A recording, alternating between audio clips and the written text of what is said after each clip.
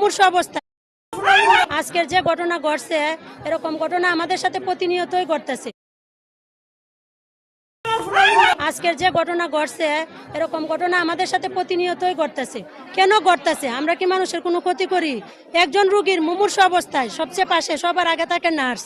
Nurse সবচেয়ে কাছ থেকে সেবা দেয় নার্স, কিন্তু নার্সের সাথে কেন এত এত অমানবিক অত্যাচার করে মানুষে? আমরা বুঝি যে তারা খুব থাকে, কষ্টে থাকে, সেন্টিমেন্টাল থাকে, যে রুগী খারাপ, কেউর বাচ্চা, কেউর মা, কেউর স্বামী সে অসুস্থ।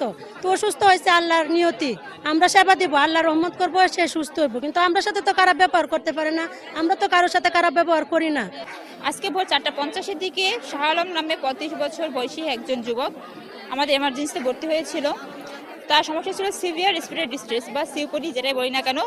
তো এমার্জেন্সিতে তার ট্রিটমেন্ট যতটুকু দেওয়া হয়েছে, এরপরে তাকে মেল মেডিসিন ওয়ার্ডে পাঠানো হয়েছে। মেল মেডিসিন ওয়ার্ড যাওয়ার পরে ওখানে কর্তব্যরত ইন্টার্ন ডক্টর বা আমাদের যারা নার্স, যারা ডিউটিরত ছিলেন, তারা তাদের মানে যত ট্রিটমেন্ট দেওয়ার কথা তারা দিয়েছেন।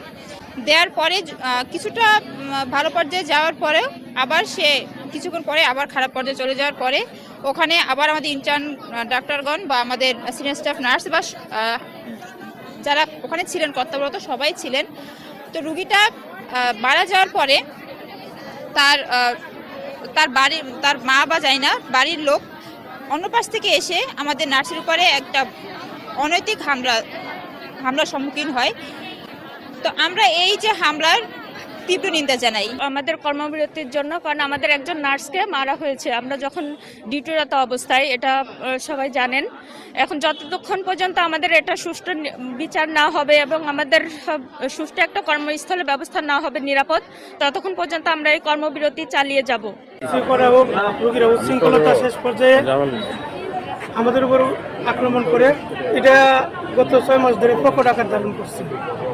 যে কোনো দোষ হোক ইয়ে হোক, কোনো আমাদের কর্তৃপক্ষের জানানি নেই, ওনারা নিজেরা আসে বিচার করতে হবে। আমাদের তো একটা কর্তৃপক্ষ আছে, কর্তৃপক্ষ আমরা যদি কোনো ভুল করে থাকি অবশ্যই আমাদের কর্তৃপক্ষ আমাদের বিচার করতে পারে।